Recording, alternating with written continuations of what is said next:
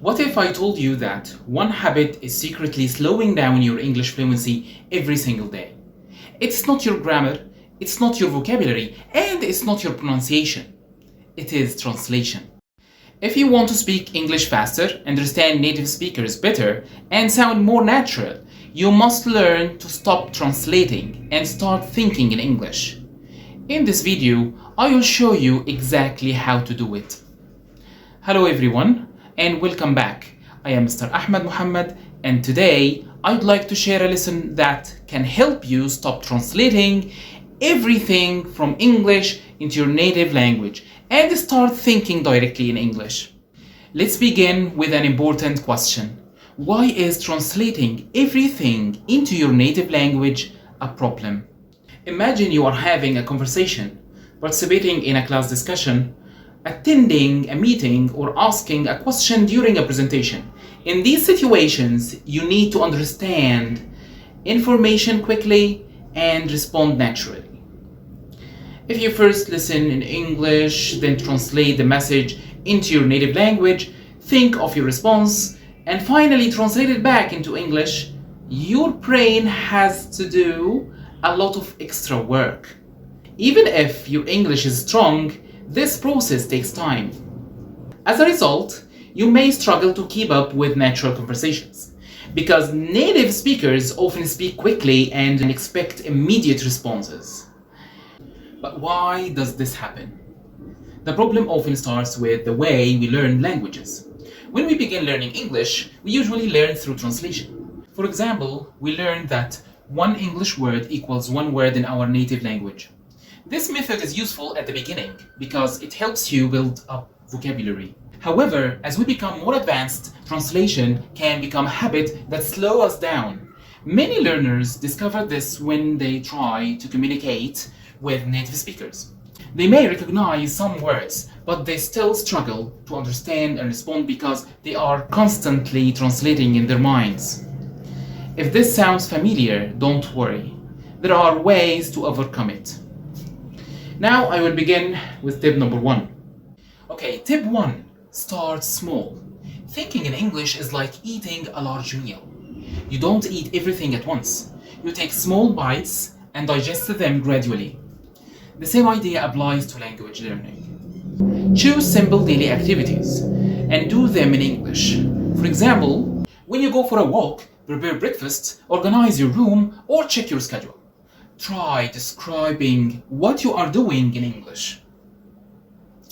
Okay, you can also change the language setting on your phone to English. Since most of us use our phones many times a day, this creates regular opportunities to interact with English naturally. Small daily habits can make a big difference over time. Tip number 2. Listen to more English. You don't need extra study time. You can create an English-speaking environment around you wherever you are. Listen to English podcasts, online radio stations, audiobooks, YouTube videos, or English programs while doing simple tasks, such as cleaning, organizing, or exercising. The more English your brain hears, the more familiar it becomes with English patterns, expressions, and sentence structures. Over time, your brain starts processing English more naturally. Now, tip number 3. Predict what people might say. Before entering a conversation, class, meeting, or presentation, try predicting what people might talk about. Based on your experience, think about possible questions, answers, or comments you may hear. This prepares your brain to receive information more efficiently and increases your confidence. Of course, people won't always say exactly what you expect, but the process of predicting helps you start thinking in English before the conversation even begins. Now, tip number 4. Learn through association, not translation. As you progress, try to connect English words directly to their meanings rather than words in your native language. For example, when you hear the word book, don't immediately think of its translation. Instead, imagine an object with pages that people read to learn information or enjoy stories. When you connect words directly to ideas, images, and experiences, you reduce the need for translation. Okay, now, tip number 5. Use an English dictionary. Many learners rely heavily on bilingual dictionaries. While they can be useful at times, using them constantly encourages translation. Instead, try using an English dictionary whenever possible. Reading definitions in English helps you build vocabulary, understand words more deeply, and develop the habit of thinking in English. Now, tip number 6. Label objects around you. Look around your environment and name objects in English.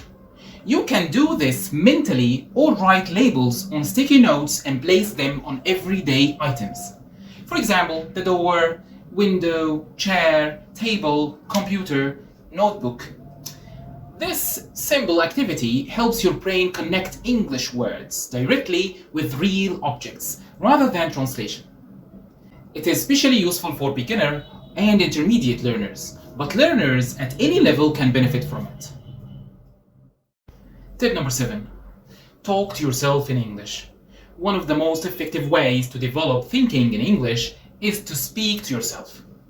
You can do this while you are at home, walking, cooking, studying, or planning your day.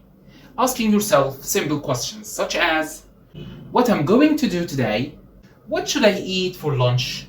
What do I need to finish this week? Then answer those questions in English. Don't worry about making mistakes. The goal is not perfection, the goal is practice.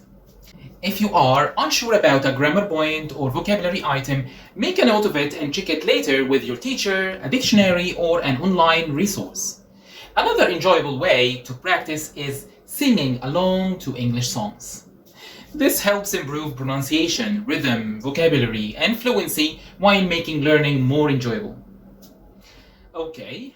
Tip number 8. Create a personal English motto. Choose a simple positive sentence and repeat it regularly.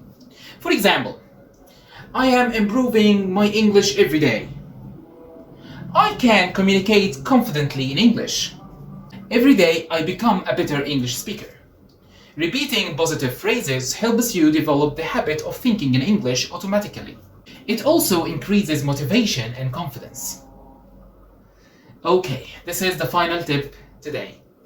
Tip number 9. Practice a little every day. Don't try to think in English all day from the beginning. Start with just 5 minutes. Set a daily reminder on your phone and dedicate 5 minutes to thinking only in English. You can describe your surroundings, talk about your plans, or simply repeat simple sentences. The important thing is consistency.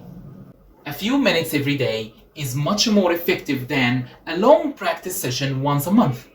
Learning to think in English is a gradual process, but it is one of the most important steps toward becoming a fluent speaker. Remember, start small, listen to English regularly, predict conversations, learn through association, use English dictionaries, label objects around you, talk to yourself, use positive English phrases, practice every day. What matters most is not how complex your English is.